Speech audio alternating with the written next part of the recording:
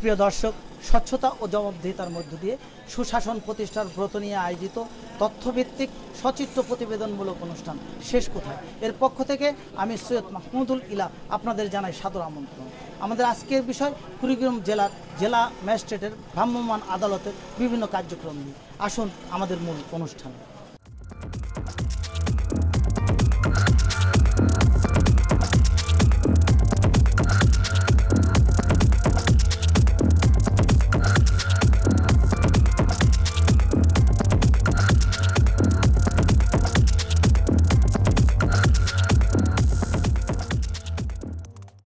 দেখলাম এখানে কি কম আছে? একটু কম হবে। এই যে কম একটু আছে তো এটা কি অন্যায় করছেন? কৃষি পণ্য নিয়ন্ত্রণ এনে আমরা 1000 টাকা জরিমানা হবে। অনাদায় 3 মাসের জেল। আমরা বাজার কমিটির সভাপতির সাথে কথা বলছি। কি নাম আপনার? আমিনুল ইসলাম। এই যে বাজারে যে ওজনে কম দিচ্ছে এ ব্যাপারে আপনারা কি ধরনের ব্যবস্থা গ্রহণ করে থাকেন? এই ব্যাপারে আমরা জেলা মার্কেটিং অফিসারের সঙ্গে আমরা যোগাযোগ করে আমরা কিন্তু শিল্পাল্লাগুলো বাটখারা সবগুলো চেক করাইছিলাম। চেক করার পরে যদি এরা এরকম না আজকে তো আপনি দেখলেন যে আপনার চোখের সামনে হ্যাঁ একটু কম আছে। আমি তো নিজে দেখলাম একটু কমে কেন দেবেন? কারণ এই প্রতিটা জিনিসে তো পয়সাতে কিনে নিচ্ছে। আমরা তো সব ব্যবসায়ীদের বলছি যে আপনারা ন্যায্য দাম নেবেন এবং কোনো ওজনে কম দেবেন না। এটা যদি আইনের বহির্ভূত কোনো কাম করেন তা আমরা কিন্তু সেই ব্যাপারে আমরা কোনো সহযোগিতা করব। এগুলো বিষয়গুলো তো অন্যায় হচ্ছে। এটা অন্যায় ঠিক আছে। আপনারা মার্কেট কমিটির সভাপতি সেক্রেটারি হয়ে আপনারা যদি এর বিরুদ্ধে ব্যবস্থা না গ্রহণ করেন, যদি খালি সরকারের উপর নির্ভরশীল হন, তাহলে সরকার কোন দিকে যাবে? না, এটা তো আমাদেরকে দেখতে হবে। তাহলে এখন থেকে কি আপনারা দেখবেন? ইনশাল্লাহ।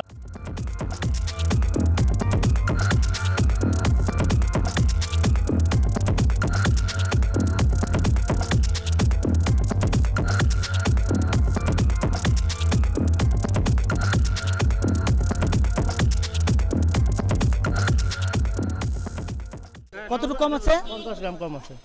1.5 কেজিতে যে 50 গ্রাম কম আছে, ওই লোক তো 50 গ্রামের টাকা দিয়ে যাচ্ছে নাকি? হ্যাঁ অবশ্যই তো, ক্রেতা তো 50 গ্রামের টাকা মানে সম্পূর্ণ টাকা দিচ্ছে। এই যে কাজটা করছে এটা কি ঠিক করছেন না অন্যায় করছেন? এটা তো অন্যায় করছে। এই যে এটা ঠিক করছেন না অন্যায় করছেন? অন্যায় হচ্ছে। অন্যায় স্বীকার করছেন? হ্যাঁ। আমরা কথা বলছি ভ্রাম্যমাণ আদালতের ম্যাজিস্ট্রেট মহোদয়ের সাথে। এই যে সে এ ধরনের ওজনে কম দিচ্ছে এবং সে স্বীকারও করছে, সেই জন্য আপনি কি বিচার করছেন? ভোক্তা অধিকার সংরক্ষণ আইনে মানুষকে ওজনে কম দেওয়া, মেয়াদোত্তীর্ণ বিষয়ে, এই সমস্ত বিষয়ে সর্বোচ্চ শাস্তি প্রায় 2 লক্ষ টাকা। তো আমরা সার্বিক দিক বিবেচনা করে তাকে 5000 টাকা জরিমানা, ওনাদের 3 মাসের জেল।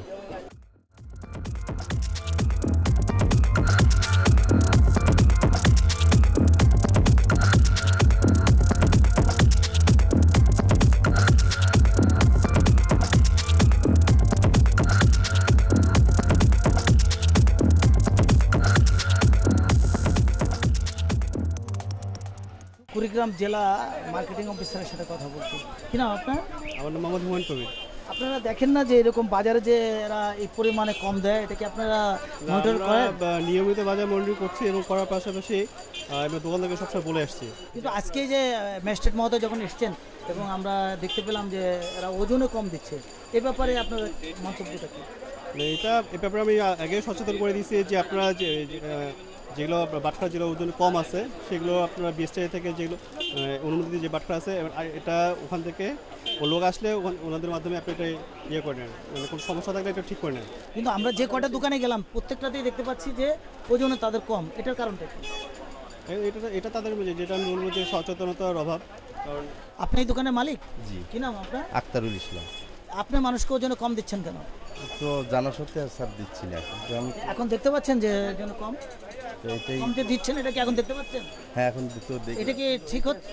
এটা কি ঠিক হচ্ছে না অন্যায় করছেন? অন্যায় স্যার এটা। এখানে আমাদের কয়েকটি অপরাধ সংগঠিত হয়েছে। একটি হচ্ছে যে মেয়াদ উত্তীর্ণ খাদ্য সামগ্রী পাওয়া গেছে, আরেকটা হচ্ছে ওজনে কম দেওয়া হয়েছে। এই বিষয়ে আমরা ভোক্তা অধিকার সংরক্ষণ আইন অনুযায়ী তাকে 3000 টাকা জরিমানা, ওনাদের 3 মাসের জেল প্রদান করা হয়।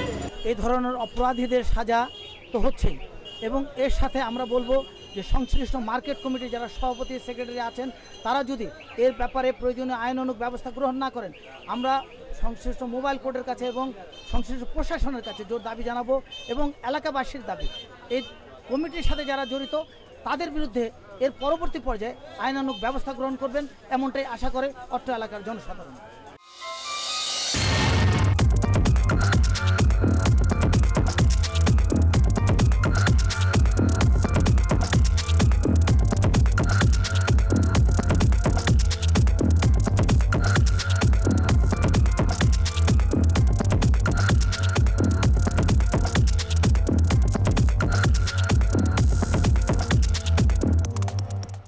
আমি তেলাপোকা পেলাম, আপনাকে ব্যবসায় প্রফিট করেন না, মানুষের প্রতি কি আপনাদের কোনো দায়বদ্ধতা নেই? তাহলে আপনার মানুষকে কি খাওয়াচ্ছেন? একজন সমাজের সচেতন নাগরিক হিসেবে আপনাকেও দায়িত্ব রয়েছে, তো ওইটা আপনি কীভাবে করছেন? আপনাদের এখানে অ্যাপ্রুভাল নেই। আমাদের ডিসি লাইসেন্সটা আছে। ডিসি লাইসেন্স দিয়ে তো দই তৈরি করতে পারেন না। আপনারা স্বীকার করছেন? তো আমরা সার্বিক দিক বিবেচনা করে, কুড়িগ্রামের বাস্তবতা বিবেচনা করে এবং এখানকার আর্থসামাজিক অবস্থা বিবেচনা করে বগুড়া দুদিগরকে ভোক্তা অধিকার সংরক্ষণ আইনের 42 ধারায় 20,000 টাকা জরিমানা, অনাদায়ে 6 মাসের জেল। কথা বলছি কুড়িগ্রাম বাজার এলাকা জনসাধারণের সাথে, যে এখন আমরা যে দেখলাম বা আপনারা যারা দেখলেন যে ভিতরে প্রচুর নোংরা, বৃষ্টির উপরে তালাপোকা পড়ে আছে, মাছি ভ্রমণ করতেছে, এটা কি পরিবেশের ঠিক আছে না নেই? না, এটা তো ঠিক না। কি পরিবেশ কি এতে ঠিক আছে? এটা কোনো এই যে এখন এই যে ম্যাজিস্ট্রেট মহোদয় যে ভ্রাম্যমাণ আদালতের মাধ্যমে তার সাজা দিলেন, এটা কি ঠিক করলেন না অন্যায় করলেন? ঠিক করছে, ঠিক করছে, ঠিক আছে। কি করছে? ঠিক আছে, ঠিক আছে। প্রতি সপ্তাহে না হলেও অন্তত মাসে যেন একবার চেক হওয়া উচিত। অবশ্যই। এলাকার জনসাধারণের দাবি শুধু আজকে একদিন করেই না, বর্তমান সরকারের যে অঙ্গীকার যে মোবাইল কোড করতে হবে এবং মোবাইল কোড চলবে, এটা যেন বন্ধ হয়ে না যায় এবং এটা যেন ধারাবাহিকভাবে চলতে থাকে, তাহলেই হয়তো অত্র এলাকার জনসাধারণ তাদের খাদ্যে যে ভেজাল, সেই ভেজাল মুক্ত খাবার তারা খেতে পারবে, এমনটাই আশা করে অত্র এলাকার জনসাধারণ।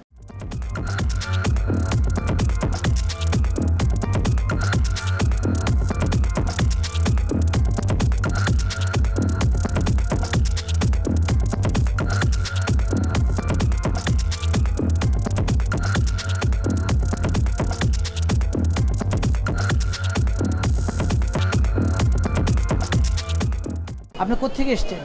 আমরা কলার বাড়ি থেকে এসেছি। এখানে কি খানা খেতে এসছেন? আমরা কিছু খাবো জন্য ঢুকছি আর কি। আপনি দেখতে পাচ্ছি আপনি ছোট বাচ্চা নিয়েও এসছেন, জি। কিন্তু এইখানকার খাবার তো প্রচুর নোংরা এবং ময়লাযুক্ত। এই খাবার খেলে তো বাচ্চাদের অসুখ হবে, আপনি কি জানেন? হ্যাঁ জান। এবং এই খাবারের সাথে তারা এক জাতীয় সোডা মিক্সড করছে, যে সোডা মানব দেহের জন্য এত ক্ষতিকর। সেই সোডা তারা খাবারে, যে বিশেষ করে যেমন এই যে উনি যে একটু দেখি আপনার এই পরোটাটা, রুটিটা দেখি, এই যে রুটিটা ব্যবহার করা হচ্ছে, এই রুটিতে এই সোডাটা দেওয়া হচ্ছে। আপনি যে এটা খাচ্ছেন এটা তো সোডা দিয়ে তৈরি করা, এবং যে সোডা খেলে আপনার পাকস্থলীতে ক্যান্সার হবে, এটা কি আপনি জানেন? জানি না তো। আপনারা জানেন? জি জানি। হ্যাঁ, জি জানি। তারপর খাচ্ছেন কেন? আমরা ক্ষুধার পরে। তাহলে এটা খাওয়া উচিত কি উচিত না? এটা উচিত না। আপনার কি মনে হয়? খাওয়া উচিত না, তারপরে আমাদের খেতে হচ্ছে। এই ধরনের খাবারের সাথে যারা জড়িত তাদের কি হওয়া উচিত? শাস্তি হওয়া উচিত।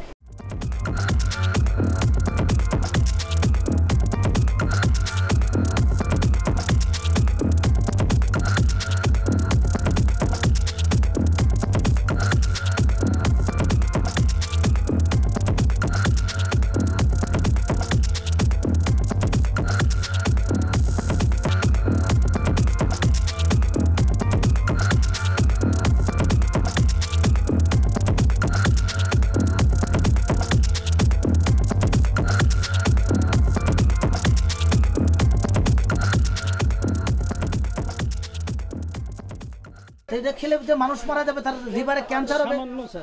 আপনি সামান্য দেবেন কেন? আপনি দেওয়ার কোনো পারমিশন আছে? না স্যার, তাহলে আপনি দিচ্ছেন কেন? একটু ভালো মজার জন্য দেই স্যার, না হলে তো এটা মজা। আপনি নিজে খান, বুঝলেন? নিয়ে খান একটু। খাইছি একটু। হ্যাঁ, খান, খুব মজা। না স্যার, হ্যাঁ, তোমার সেকে খাওয়ান কেন? এই জিনিসটা একটু ভালো করার জন্য দেই, সামান্য স্যার। যেটা খাওয়া যায় না, যেটা হলে কি আপনি নিজেই এখন মুখে দিয়ে বলতেছেন যে ভালো না। স্যার একবারে যদি না দিয়ে, এটা কি ভুল করছেন না অন্যায়? এটা ঠিক করছেন? একটু অন্যায় করছি স্যার। অন্যায় করছেন, অন্যায় স্বীকার করেন। করেছে। সার্বিক দিক বিবেচনা করে আমরা তাকে 5,000 টাকা জরিমানা করলাম এবং প্রথমবারের মতো যেহেতু এটা আমাদের নজরে আসছে আমরা তাকে সতর্ক করে দিচ্ছি ভবিষ্যতে যদি এই ধরনের কোনো ক্ষতিকর উপাদান তার দোকানে পাওয়া যায় তাহলে তাকে আমরা জেল সহ সর্বোচ্চ শাস্তি দেওয়ার ব্যবস্থা নেব। কথা বলছি স্থানীয় বাস স্ট্যান্ডের শ্রমিকদের সাথে। কি নাম আপনার? লায়ন। আপনি কি গাড়ি চালান? জি, কি গাড়ি চালান? আলিফ গাড়ি চালাই। এই যে আপনারা দেখলেন হয়তো যে হোটেলগুলোতে আমরা দেখলাম যে খাবারের নোংরা অবস্থা, পরিবেশ নোংরা, খাবারগুলো ঢেকে রাখেনি, খাবার তৈরি করতে সেগুলো দিয়ে সোডা দিয়ে এই সকল খাবার খেলে ক্ষতি হয়, এটা কি জানেন? হ্যাঁ, তাহলে আপনারা তারপর খান কেন? তারপর করার কিছু নেই, আমাদের বাড়ি মনে করেন দূরে, এখানে খাইতে হয়, কি করা যাবে? কিন্তু এই খাওয়াটা যে ক্ষতি করে এটা কি জানেন? ঠিক আছে, তারপরেও মনে করেন না না, এই যে সময়ের অভাবে আপনারা খান, আপনারা তো নিজেরা তাদের বলতে পারেন যে ভাইয়া তোমরা এটা করতেছো কেন, ওটা করতেছো কেন, আমরা খাবারটা এটা না ভালো করে খাবার দাও, পয়সা তো আপনি দিচ্ছেন, সেটা বলেন না? পয়সা তো দেই। এটা কি আপনারা কখনো বলেন? উপস্থিত বলার পরেও ওরা মনে করেন আড়ালে করতেছে, মাল তো তৈরি হচ্ছে পরে, আমরা তো সামনে যখন খাচ্ছি তখন তো বলতেছি যেটা আপনারা সোটা দিচ্ছেন বা মুখ দিচ্ছেন, কিন্তু এরা যেটা দিচ্ছে এটা কি ঠিক করতেছে? এটা ঠিক নয় তো। আপনি কি জানেন যে ওরা যে ছোটাটা দিচ্ছে এটা সরাসরি লিভারে ক্যান্সার হয়? অবশ্যই। যদিও দেখেন যে এই ধরনের ঘটনা ঘটেছে বা আপনারা সমাধান করতে পারছেন না, আপনারা জেলা প্রশাসনকে জানাবেন, তাৎক্ষণিক তেনারা ব্যবস্থা নেবেন। আপনারা জানাবেন? জি জি জানেন। মন থাকবে আপনাদের? হ্যাঁ, ঠিক আছে।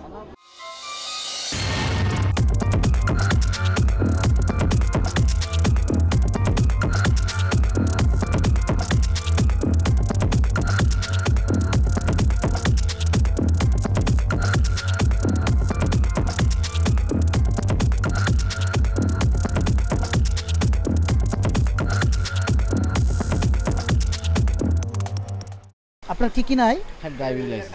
ড্রাইভিং লাইসেন্স ছাড়া গাড়ি চালাচ্ছেন কেন? এটা দোষ করছি। অন্যায় করছেন? জি, অনলাইন। কি বিচার করলেন? এটা মোটরযান অধ্যাদেশ 1983-তে 138 ধারায় 500 টাকা জরিমানা, অনাদায়ে? আমাদের 1 মাসের জেল। কি নাম আপনার? শ্রী বাবুল বর্মন। মোটরসাইকেল কাগজপত্র কই? কাগজপত্র সাথে আনি নাই। Driving licence? না, লাইসেন্স করে নেই। কোনো কাগজপত্র নাই? এমনি আছে, ইন্স্যুরেন্স করে নিছি আর কাগজপত্র এখন রেজিস্ট্রেশন করে নেই। তো রেজিস্ট্রেশন ছাড়া ইন্স্যুরেন্স হলো কিভাবে? রেজিস্ট্রেশন ছাড়া কি সেকেন্ড হ্যান্ড কিনছি। আপনি সেকেন্ড হ্যান্ড কিনেন, রেজিস্ট্রেশন ছাড়া কি ইন্স্যুরেন্স হয়? তা তো হয় না, তাহলে আর আপনি সঠিক কিভাবে আমি করলেন? বলতে পারছি না। তাহলে গাড়ির মালিক আপনিও না, না, যেহেতু ওনার কাগজপত্র নাই, লাইসেন্স নাই, গাড়ির কোনো কাগজপত্র নাই, এ ব্যাপারে কি সিদ্ধান্ত নিচ্ছেন? এটা তো খুব গুরুতর একটা অন্যায় এবং এটা মোটরযান অধ্যাদেশে শাস্তি আছে আর কি। তো অলরেডি আমরা সার্বিক দিক বিবেচনা করে তাকে 2,000 টাকা জরিমানা, ওনাদের 3 মাসের জেল।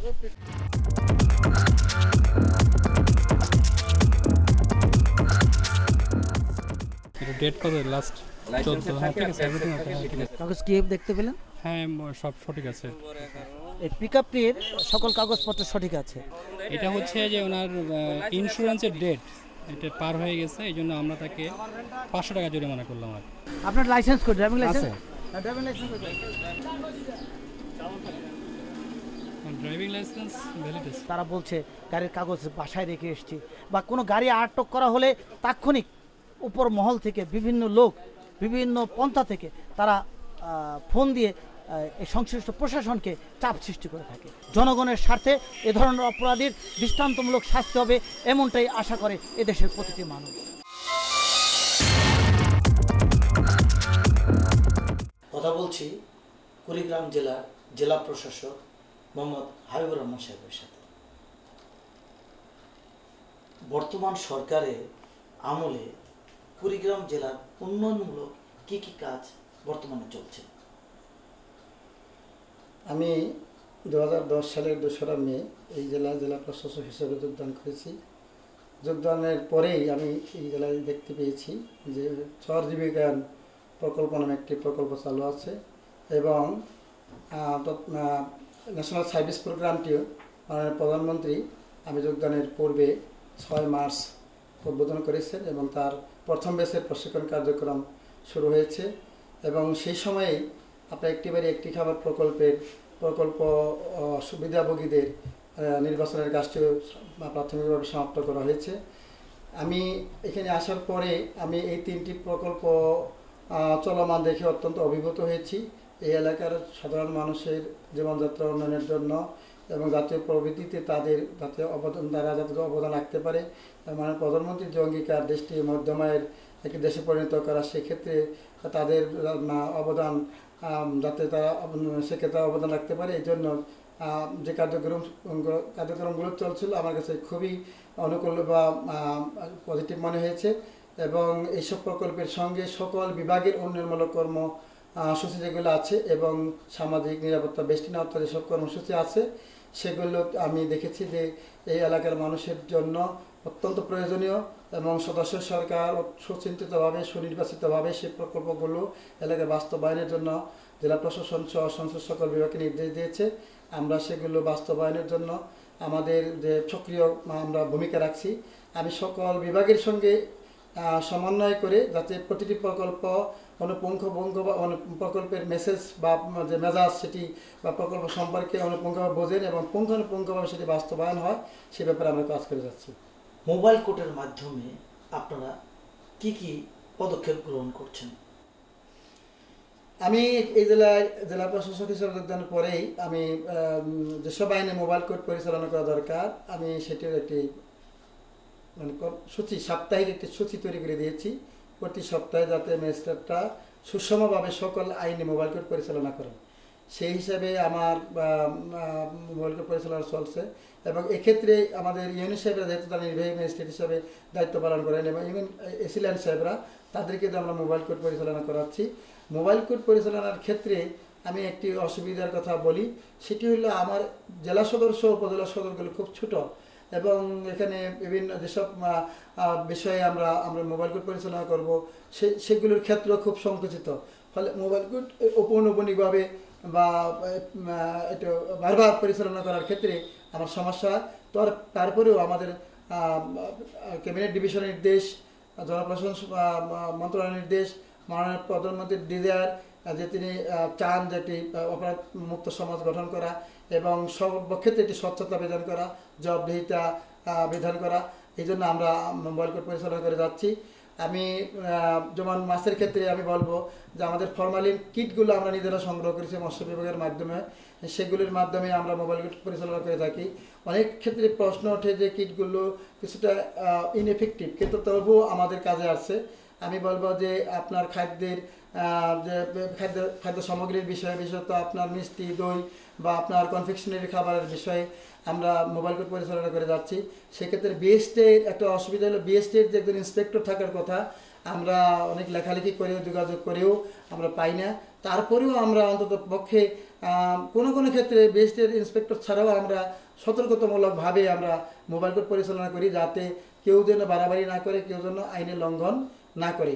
তারপরে আপনার যানবাহনের ক্ষেত্রে আমি যেহেতু বিআরটির হেড অফিস থেকে এখানে এসেছি, আমি বিষয়টা জানি যেসব যানবাহন রেজিস্ট্রেশন নাই, যেগুলোর ফিটনেস নাই, যে ক্ষেত্রে লাইসেন্সে কোনো ড্রাইভার ড্রাইভ করে না, এমনকি আপনার যে কাটার ড্রাইভার দিয়ে ড্রাইভ করার চেষ্টা করে।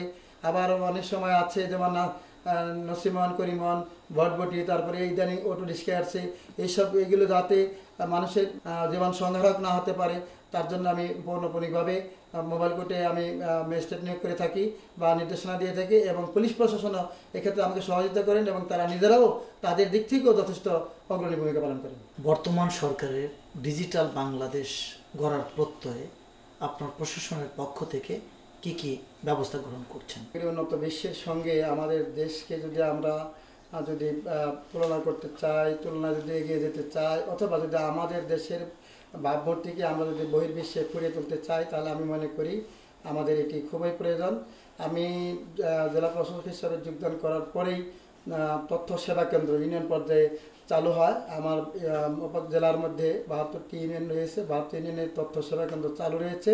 আমি ব্যক্তিগত উদ্যোগে আমার হেল্প ডেস্কে আমি একটি জেলা সেন্টার যেটা এখানে আমি খুলেছি সরকারের নির্দেশে এবং সরকারের পৃষ্ঠপোষকতায়, সেরকম একটি কেন্দ্র আমি আগেই গড়ে তুলি এবং উপজেলাগুলোর মধ্যে 3টি, আমার 9টি উপজেলার 3টিতে আপনার উপজেলা কমিউনিটি সেন্টার ছিল, তার মধ্যে আমি আর 6টি যাতে স্থানীয় সম্পদ বা স্থানীয় উদ্যোগের মাধ্যমে 6টি যাতে এই সেন্টার খোলা হয়, ওপেন করা হয় এবং বাংলাদেশকে ডিজিটাল বাংলাদেশে রূপান্তরিত করা অথবা এর সুবিধা যাতে সুবিধাভোগীরা পায় তার জন্য ব্যবস্থা নেওয়ার জন্য উপজেলা নির্বাহী নির্দেশ দেয় এবং তদনুসারে তারা এটি বাস্তবায়ন করেছে। আমার জেলায় ডিজিটাল বাংলাদেশ সম্পর্কে আমি মনে করি যে আমি এখন আশাবাদী। মাননীয় প্রধানমন্ত্রী একান্ত সচিব জনাব নজরুল খান স্যার আমাদের এখানে এসেছিলেন। তিনি একটি ডিজিটাল ইনোভেটিভ মেলা এখানে পরীক্ষা দিয়েছেন আমাকে দিয়ে। তিনি আমার এলাকার বিভিন্ন বিভাগের উপস্থিতি, আমার উদ্যোক্তাদের উপস্থিতি, তাদের তৎপরতায় সন্তুষ্ট হয়েছিলেন। প্রিয় দর্শক, আজকে যে বিষয়গুলো আপনাদেরকে দেখানো হলো, এই বিষয়গুলো কুড়িগ্রাম জেলার নির্বাহী ম্যাজিস্ট্রেটের ভ্রাম্যমাণ আদালতের বিভিন্ন কার্যক্রম নিয়ে। এই যে ভ্রাম্যমাণ আদালত মাননীয় প্রধানমন্ত্রীর নির্দেশক্রমে নিরলসভাবে কাজ করে যাচ্ছে, এর ধারাবাহিকতা আজকে আমরা এখানে সচিত্র প্রতিবেদন সংগ্রহ করতে এসেছি। আমরা আশা করব এভাবেই যেন আগামী দিনগুলোতেও এই ধরনের কার্যকলাপ অব্যাহত থাকে। আমাদের অনুষ্ঠান দেখে আপনাদের কেমন লাগলো জানিয়ে আমাদের কাছে লিখতে পারেন। আমাদের কাছে লেখার ঠিকানা প্রযোজক শেষ কোথায়, কক্ষ নম্বর 215, বাংলাদেশ টেলিভিশন ভবন, রামপুরা, ঢাকা। মোবাইল 01711525399। আমাদের আগামী অনুষ্ঠান দেখার আমন্ত্রণ জানিয়ে শেষ করছি। খোদা হাফেজ।